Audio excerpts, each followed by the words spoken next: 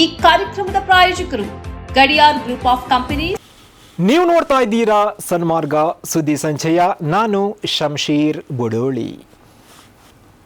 ಉತ್ತರ ಪ್ರದೇಶದಲ್ಲಿ ಈ ಬಾರಿ ವಿದ್ಯಾರ್ಥಿಗಳಿಗೆ ಕ್ರಿಸ್ಮಸ್ ರಜೆಯನ್ನ ರದ್ದುಗೊಳಿಸಲಾಗಿದೆ. ಕ್ರಿಸ್ಮಸ್ ರಜೆಯ ದಿನದಂದು ಮಾಜಿ ಪ್ರಧಾನಿ ಅಟಲ್ ಬಿಹಾರಿ ವಾಜಪೇಯಿ ಇವರ ಜನ್ಮ ಶತಾಬ್ದಿಗೆ ಸಂಬಂಧಿಸಿದ ಕಾರ್ಯಕ್ರಮಗಳನ್ನು ನಡೆಸಬೇಕು ಎಂದು ಉತ್ತರ ಪ್ರದೇಶ ಸರ್ಕಾರ ಶಾಲೆಗಳಿಗೆ ಸುತ್ತೋಲೆ ಹೊರಡಿಸಿದೆ.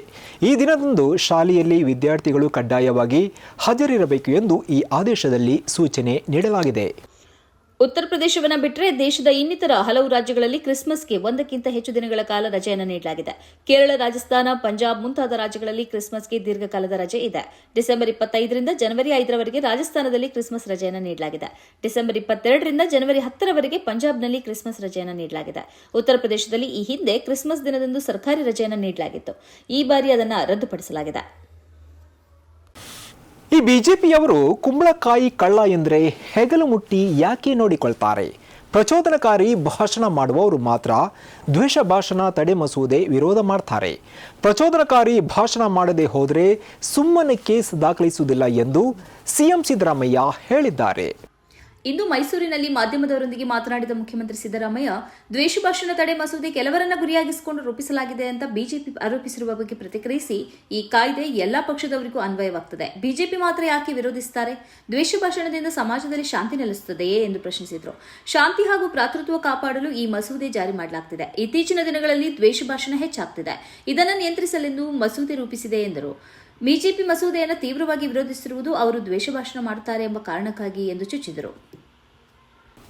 ಕೇರಳದ ಪಾಲಕ್ಕಾಡ್ ಎಂಬಲ್ಲಿ ನಡೆದ ಛತ್ತೀಸ್ಗಢದ ವಲಸೆ ಕಾರ್ಮಿಕನ ಗುಂಪು ಹತ್ಯೆಯಲ್ಲಿ ಆರ್ಎಸ್ಎಸ್ ಕಾರ್ಯಕರ್ತರು ಭಾಗಿಯಾಗಿದ್ದಾರೆ ಎಂದು ಆಡಳಿತಾರೂಢ ಸಿಪಿಐಎಂ ನಾಯಕರು ಆರೋಪ ಮಾಡಿದ್ದಾರೆ. ಡಿಸೆಂಬರ್ 18ಕ್ಕೆ ಪಾಲಕ್ಕಾಡ್ನ ವಲಯಾರ್ ಎಂಬಲ್ಲಿ ಗುಂಪೊಂದು ರಾಮ್ ನಾರಾಯಣ್ ಬಘೇಲ್ ಎಂಬ ಛತ್ತೀಸ್ಗಢದ ವಲಸೆ ಕಾರ್ಮಿಕರನ್ನ ಥಳಿಸಿ ಹತ್ಯೆ ಮಾಡಿತ್ತು. ಸ್ಥಳೀಯ ಸ್ವ ಆಡಳಿತ ಸಚಿವ ಎಂಬಿ ರಾಜೇಶ್ ಆರಂಭದಲ್ಲಿ ಈ ಆರೋಪ ಮಾಡಿದ್ದು, ಇದನ್ನ ಸಿಪಿಐಎಂ ರಾಜ್ಯ ಕಾರ್ಯದರ್ಶಿ ಎಂವಿ ಗೋವಿಂದನ್ ಕೂಡ ಬೆಂಬಲಿಸಿದ್ದಾರೆ. ಬಘೇಲ್ ಮೇಲೆ ದಾಳಿ ಮಾಡುವಾಗ ಕೆಲ ಆರೋಪಿಗಳು ನೀನು ಬಾಂಗ್ಲಾದೇಶದವನ ಎಂದು ಕೇಳಿ ಥಳಿಸಿರುವುದು ವಿಡಿಯೋದಲ್ಲಿ ದಾಖಲಾಗಿದೆ. ಬಘೇಲ್ ಸಂಘ ಪರಿವಾರದ ಕೋಮು ರಾಜಕೀಯದ ಬಲಿಪಶು ಎಂದು ರಾಜೇಶ್ ಆರೋಪಿಸಿದ್ದಾರೆ. ಇದು ಕೇವಲ ಗುಂಪು ಹತ್ಯೆಯಲ್ಲ, ಆರೋಪಿಗಳಲ್ಲಿ ಸಿಪಿಐಎಂ ಕಾರ್ಯಕರ್ತರನ್ನ ಕೊಲೆ ಮಾಡಲು ಯತ್ನಿಸಿದ ಕ್ರಿಮಿನಲ್ ಹಿನ್ನೆಲೆಯುಳ್ಳ ಆರ್ಎಸ್ಎಸ್ ಕಾರ್ಯಕರ್ತರು ಸೇರಿದ್ದಾರೆ ಎಂದು ಹೇಳಿದ್ದಾರೆ. ಈ ನಡುವೆ ಆರೋಪಿಗಳ ವಿರುದ್ಧ ಕಠಿಣ ಕ್ರಮ ಕೈಗೊಳ್ಳಲಾಗುವುದು ಎಂದು ಮುಖ್ಯಮಂತ್ರಿ ಪಿಣರಾಯಿ ವಿಜಯನ್ ಹೇಳಿಕೆಯಲ್ಲಿ ತಿಳಿಸಿದ್ದಾರೆ.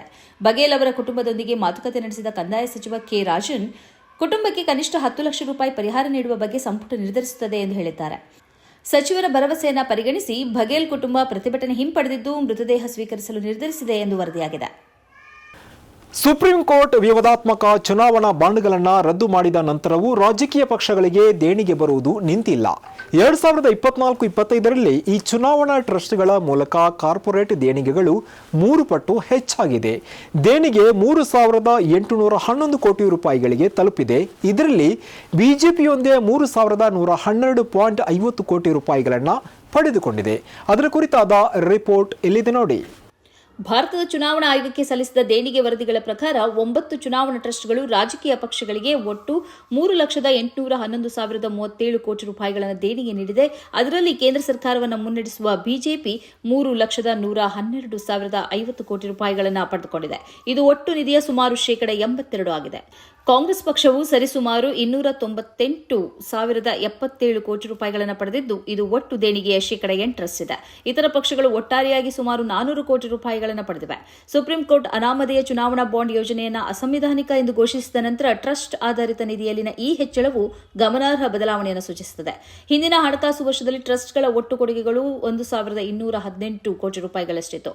ಭಾರತೀಯ ಏರ್ಟೆಲ್ನ ಮಾತೃ ಕಂಪನಿಯಾದ ಭಾರತೀಯ ಎಂಟರ್ಪ್ರೈಸಸ್ ಬೆಂಬಲಿತ ಈ ಟ್ರಸ್ಟ್ ಜಿಂದಾಲ್ ಸ್ಟೀಲ್ ಮತ್ತು ಪವರ್, ಮೆಗಾ ಇಂಜಿನಿಯರಿಂಗ್ ಮತ್ತು infrastructure limited, Bharti Airtel, Aurobindo pharma ಮತ್ತು ಟೊರಾಂಟೊ ಫಾರ್ಮಾಸ್ಯೂಟಿಕಲ್ಸ್ ಸೇರಿದಂತೆ ಪ್ರಮುಖ ಕಾರ್ಪೊರೇಟ್ಗಳಿಂದ ಹಣವನ್ನು ಪಡೆದುಕೊಂಡಿದೆ.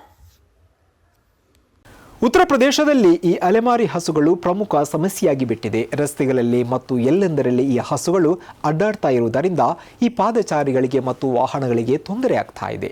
ಇದರಿಂದಾಗಿ ಅಪಘಾತ ಹೆಚ್ಚಾಗ್ತಾ ಇದೆ.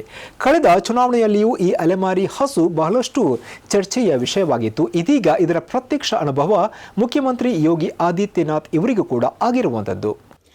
ಇಂತಹ ಅಲೆಮಾರಿ ಹಸುವೊಂದು ಇತ್ತೀಚೆಗೆ ಉತ್ತರ ಪ್ರದೇಶದ ಮುಖ್ಯಮಂತ್ರಿಯವರ ಮೇಲೆಯೇ ಹರಿಹಾಯಲು ಧಾವಿಸಿದೆ. ಈ ಘಟನೆಯಲ್ಲಿ ಕರ್ತವ್ಯ ಲೋಪವೆಸಗಿದ ಕಾರಣ ನೀಡಿ ಓರ್ವ ಸಿಬ್ಬಂದಿಯನ್ನ ಸಸ್ಪೆಂಡ್ ಮಾಡಲಾಗಿದೆ ಎಂದು ವರದಿಯಾಗಿದೆ. ಯೋಗಿ ಆದಿತ್ಯನಾಥ್ ಅವರ ಕ್ಷೇತ್ರವಾದ ಗೋರಖ್ಪುರದಲ್ಲಿಯೇ ಈ ಘಟನೆ ನಡೆದಿದೆ. ಯೋಗಿ ಆದಿತ್ಯನಾಥ್ ನೇತೃತ್ವದಲ್ಲಿ ಒಂದು ನಿಯೋಗ ಗೋರಖ್ಪುರ ಭೇಟಿಗೆ ಬಂದಿತ್ತು. ವಾಹನಗಳು ಬಂದಾಗ ಗೋರಖ್ಪುರದ ಸಂಸದ ರವಿಕಿಶನ್ ಕಾರ್ನಿಂದ ಕೆಳಗಿಳಿದರು. ಇದರ ಬೆನ್ನಿಗೆ ಮುಖ್ಯಮಂತ್ರಿ ಯೋಗಿ ಆದಿತ್ಯನಾಥ್ ಅವರು ಕಾರ್ನಿಂದ ಇಳಿದರು. ಇದೇ ಸಂದರ್ಭದಲ್ಲಿ ಅಲೆಮಾರಿ ಹಸುವೊಂದು ಆದಿತ್ಯನಾಥ್ ಅವರೆಡೆಗೆ ಧಾವಿಸಿ ಬಂತು. ಕಾವಲು ಸಿಬ್ಬಂದಿ ತಕ್ಷಣ ಹಸುವಿನಿಂದ ಯೋಗಿ ಆದಿತ್ಯನಾಥ್ ಅವರನ್ನು ರಕ್ಷಿಸಿದರು.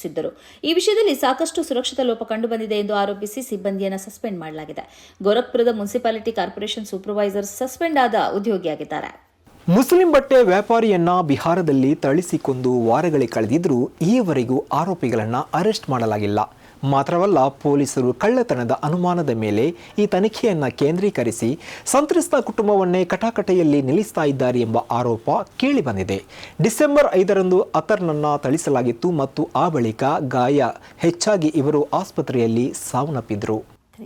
ಮೊಹಮ್ಮದ್ ಮೊಟಲೆಬ್ ಸಿಕ್ದರ್ ಬಾಂಗ್ಲಾದೇಶದ ಸೋನದಂಗದ ಶೇಖಪುರಪಲ್ಲಿ ನಿವಾಸಿ 42 ವರ್ಷದ ನಾಯಕ, ರಾಷ್ಟ್ರೀಯ ನಾಗರಿಕ ಪಕ್ಷದ ಕುಲ್ನಾಯ್ ವಿಭಾಗೀಯ ಮುಖ್ಯಸ್ಥ ಮತ್ತು ಪಕ್ಷದ ಕಾರ್ಯಕರ್ತರ ವಿಭಾಗವಾದ ಎನ್ಸಿಪಿ ಶ್ರಮಿಕ್ ಶಕ್ತಿಯ ಕೇಂದ್ರ ಸಂಘಟಕ.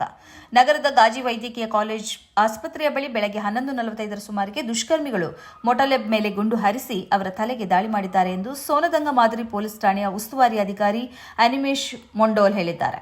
ವೈದ್ಯರ ಹೇಳಿಕೆಯನ್ನು ಉಲ್ಲೇಖಿಸಿ ಮೊಂಡೋಲ್ ಮೊಟಲೆಬ್ ಅಪಾಯದಿಂದ ಪಾರಾಗಿದ್ದಾರೆ ಎಂದು ಹೇಳಿದರು. ಗುಂಡು ಅವರ ಕಿವಿಯ ಒಂದು ಬದಿಗೆ ನುಗ್ಗಿ ಚರ್ಮವನ್ನು ಚುಚ್ಚಿ ಇನ್ನೊಂದು ಬದಿಯಿಂದ ಹೊರಬಂದಿದೆ ಎಂದು ಅವರು ಹೇಳಿದರು. ಬಾಂಗ್ಲಾದೇಶದ 2024ರ ದಂಗೆಯ ಪ್ರಮುಖ ಯುವ ನಾಯಕ ಶರೀಫ್ ಉಸ್ಮಾನ್ ಬಿನ್ ಹಾದಿ ಅವರ ಮರಣದ ನಂತರ ಹೆಚ್ಚಿದ ರಾಜಕೀಯ ಉದ್ವಿಗ್ನತೆಯ ನಡುವೆ ಈ ಘಟನೆ ನಡೆದಿದೆ.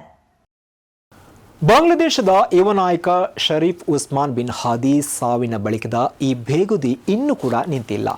ಆಗಲೇ ಮತ್ತೋರ್ವ ನಾಯಕನ ಮೇಲೆ ಗುಂಡು ಹಾರಿಸಲಾಗಿದೆ.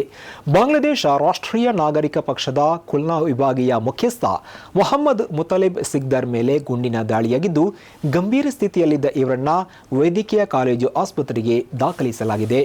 ಢಾಕಾ ಯೂನಿವರ್ಸಿಟಿ ಮಸೀದಿ ಹತ್ತಿರ ಬಾಂಗ್ಲಾದ ಕ್ರಾಂತಿಕಾರಿ ಕವಿ ಗಾಜಿ ನಸ್ರುಲ್ ಇಸ್ಲಾಂ ಅವರ ಸಮಾಧಿಯ ಬಳಿಯೇ ಹಾದಿಯನ್ನ ಸಮಾಧಿ ಮಾಡಲಾಗಿದೆ. ಬಾಂಗ್ಲಾದೇಶದ ಪಾಲಿಗೆ ನಸ್ರುಲ್ ಇಸ್ಲಾಂ ಅವರು ಕ್ರಾಂತಿಕಾರಿ ಕವಿಯಾಗಿ ಗುರುತಿಸಿಕೊಂಡಿದ್ದಾರೆ. ಇದೀಗ ಹಾದಿಯ ಮೃತದೇಹವನ್ನ ಈ ಕವಿಯ ಸಮಾಧಿಯ ಬಳಿಯೇ ಸಮಾಧಿ ಮಾಡಿರುವುದರಿಂದ ಅವರಷ್ಟೇ ಪ್ರಾಮುಖ್ಯತೆಯನ್ನು ಪಡೆದ ಕ್ರಾಂತಿಯ ರೂವಾರಿ ಎಂದು ಸಾರಿದಂತಾಗಿದೆ ಎಂದು ವಿಶ್ಲೇಷಿಸಲಾಗಿದೆ. ಹಾದಿಯವರ ಹತ್ಯೆ ಹಿನ್ನೆಲೆಯಲ್ಲಿ ದುಃಖ ಸೂಚಕವಾಗಿ ಸರ್ಕಾರಿ ಮತ್ತು ಖಾಸಗಿ ಸಂಸ್ಥೆಗಳಲ್ಲಿ ರಾಷ್ಟ್ರೀಯ ಧ್ವಜವನ್ನು ಅರ್ಧಕ್ಕೆ ಇಳಿಸಲಾಗಿತ್ತು. ಇದುವೇ ಈ ಹೊತ್ತಿನ ಸನ್ಮಾರ್ಗ ಸುದ್ದಿ ಸಂಚಯ. ನಿರಂತರವಾಗಿ ನೋಡ್ತಾ ಇರಿ ಸನ್ಮಾರ್ಗ ನ್ಯೂಸ್. ಸುದ್ದಿಗಳ ಸಂತೆಯಲ್ಲಿ ಸತ್ಯದ ಮೊಂಬತ್ತಿ.